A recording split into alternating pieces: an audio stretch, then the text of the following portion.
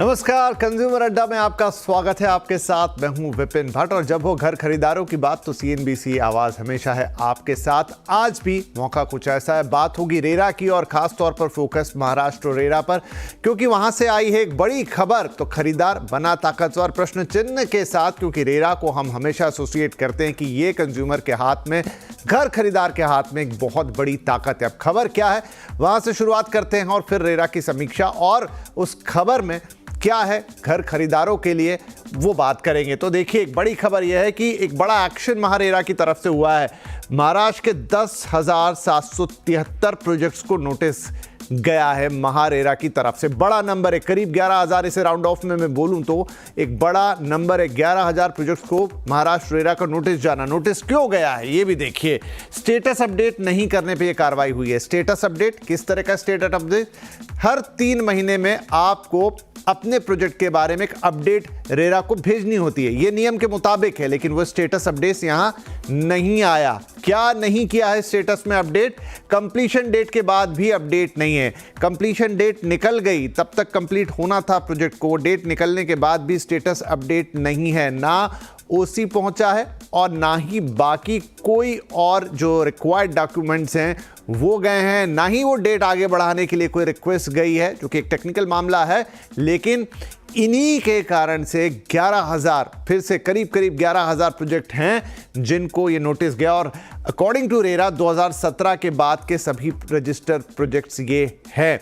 अब इतनी बड़ी तादाद में किसी एक राज्य के अंदर प्रोजेक्ट के लिए अगर नोटिस भेजा जा रहा है, उसमें कहा जा रहा है कि भाई आपका प्रोजेक्ट कैंसिल तक हो सकता है, सस्पेंड हो सकता है। घर खरीदारों का क्या, ये बड़ा सवाल होगा। शहर में आपको गिना देता हूं कहां कहां ये नोटिसेस गए हैं।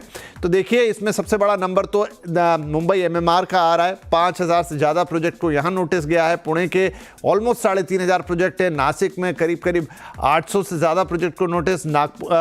548 प्रोजेक्ट नागपुर के।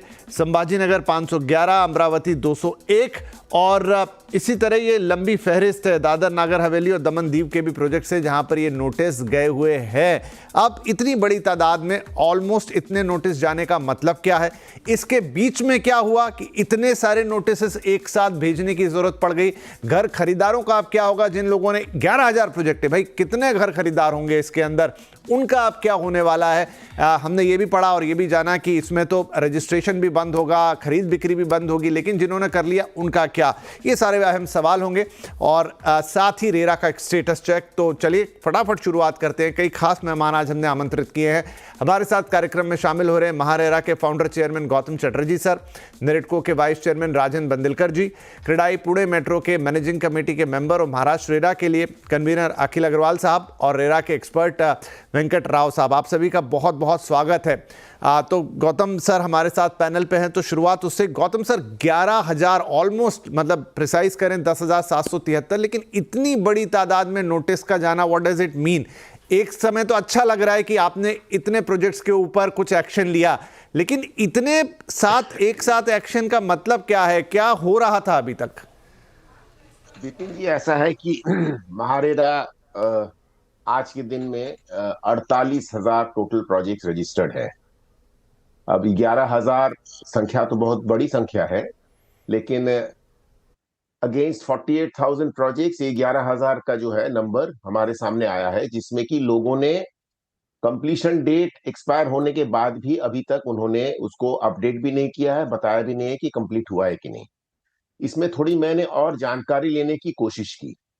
मेरी जानकारी के अनुसार ये जो 11,000 प्रोजेक्ट्स हैं, इसमें से 4,000 है ऑनगोइंग, मतलब 17 में जब ये रेरा का नियम आया उसके पहले जो चल रहे थे प्रोजेक्ट्स, उसके 4,000 प्रोजेक्ट्स हैं। और 2017 के बाद जो काम प्रोजेक्ट शुरू हुए उसमें से 7,000 प्रोजेक्ट्स हैं। लेकिन इंटरेस्टिंग बात यह है कि इसमें जो 11,000 प्रोजेक्ट्स हैं उसमें से बायर्स, ऐसा लग रहा है क्योंकि कंप्लेंट जो है बायर्स की तरफ से लगभग 1,700 प्रोजेक्ट्स में सिर्फ आए हैं। मतलब इन 11,000 प्रोजेक्ट्स में से सिर्फ 1,700 प्रोजेक्ट्स ऐसे हैं जहां पर कि बायर्स ने कंप्लेंट किए हैं। तो इसका दो कारण हो सकता है। एक तो ऐसा है कि प्रोजेक्ट शायद कंप्लीट हो गया था, उसके बाद डेवलपर अवेयरनेस नहीं है या किसी कारणवश उन्होंने जो है अपडेट करके जो फॉर्म 4 अपलोड करना पड़ता है या ऑक्यूपेंसी सर्टिफिकेट अपलोड करना पड़ता है वो किया नहीं। ये भी हो सकता है कि उन्होंने शायद प्रोजेक्ट कंप्लीट किया, लोगों को हैंडओवर भी किया है, इसीलिए लोगों में कंप्लेंट्स नहीं है, लेकिन वो ऑक्यूपेंसी सर्टिफिकेट किसी कारणवश उसको प्लानिंग अथॉरिटी से नहीं मिल पाया, इसलिए वो उसको जो है अपलोड नहीं कर पाया है। हालांकि 1700 प्रोजेक्ट जिसमें कंप्लेंट्स है, ये भी फिगर बहुत ही हाई है, लेकिन इस परिप्रेक्ष्य में कि 11,000 में से हमको कंसंट्रेट करना इन 1700 प्रोजेक्ट्स में, जहां पर कि लोग हैं, बायर्स ने कंप्लेंट्स भी किए हुए हैं, और यहाँ पर टाइमलाइन निकल गया है, और एसेंस रेरा का ये था कि एक प्रोजेक्ट का टाइमलाइन दिया जाएगा, उस टाइमलाइन में प्रोजेक्ट को कंप्लीट करने की आवश्यकता है। उसने किया नहीं है, उसने डेलिंक्वेंसी की है, उन्होंने उसको जो अपडेट भी नहीं किया है।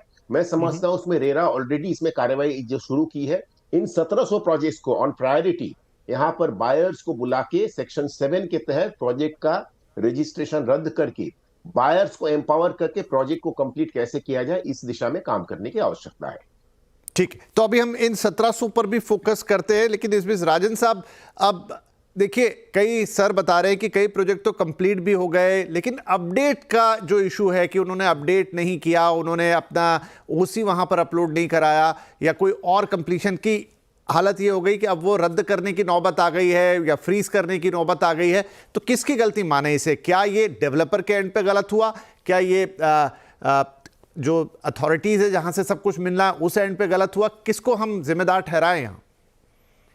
सर, मैं पहले चाहता हूं कि किसी की गलती निकाले, इसके वजह ये हुआ क्यों, ये एक बहुत इंपॉर्टेंट है। क्या हुआ है कि अगर आपने देखा तो रियल एस्टेट इंडस्ट्री ऑर्गेनाइज नहीं थी, और जब ऑर्गेनाइज नहीं थी तो आज जितने बड़े बड़े डेवलपर है, अगर आप देखो कि जैसे गौतम चटर्जी सर ने बताया कि इन्होंने नोटिस करीब करीब 11,000 प्रोजेक्ट्स को दी है, लेकिन मेरा भी मानना ये है कि इतने प्रोजेक्ट्स कंप्लीट नहीं है, ऐसा हो नहीं सकता। अगर ये कंप्लीट नहीं होते हैं ना, तो इसके सारे होम बायर कहीं ना कहीं किसी, क्योंकि आज होम बायर बहुत ही जागरूक हो गया है, सोशल मीडिया आ गया है, कहीं ना किसी उसके लोकल, समझो पॉलिटिशियन है, कॉर्पोरेटर है, या किसी ना किसी के यहाँ पर कंप्लेन किया होता।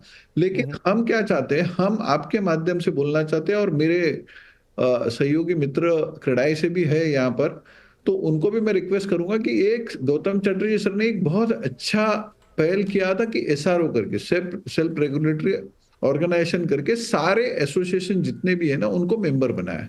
हालांकि इसमें मैं चाहता हूं कि, मैं मानता हूं कि हमारी थोड़ी सी गलती हो गई, चूक हो गई, कि हम थोड़े उतने एक्टिव नहीं रहे। तो हम आज गौतम चटर्जी के सर के सामने भी कहना चाहता हूं कि हम इसको तय दिल से लेंगे। हमने ऑलरेडी, आपने जब मुझे बुलाया इस शो पे, उसके पहले ही मैंने रेरा में फोन कर मैंने बोला कि हमारे को हमारे मेंबर्स की लिस्ट, नेरेडको की, क्रेडाई की, और बाकी जितने भी एसआरओ है उनको लिस्ट दे दो, ताकि हम हमारे डेवलपर से बात करेंगे, उनसे कांटेक्ट करेंगे और उनको बताएंगे कि अगर आपने नहीं किया होगा, इसमें एक चीज ऐसे हो सकता है, मैं ये कोई एक्सक्यूज नहीं मानता हूं, किसी ने पार्ट ओसी ले लिया होगा ना, उसके बाद वो प्रोजेक्ट पूरा भी कर दिया जाता है, तो वो सोचता है कि बाबा मैंने ओसी ले लिया, इसलिए वो रेरा पे अपडेट करना बंद कर देता है। वरना अगर आप सोचो कि इसमें जी जी, अगर 11,000 प्रोजेक्ट है, अगर एक प्रोजेक्ट में कम से कम 40 मकान पकड़ो, तो भी आप समझो 4-4.5 लाख मकान हो गए। तो इतना कोई बहुत ही ये हो गया होता, इसमें बवाल हो गया होता। नहीं ठीक है, मैं और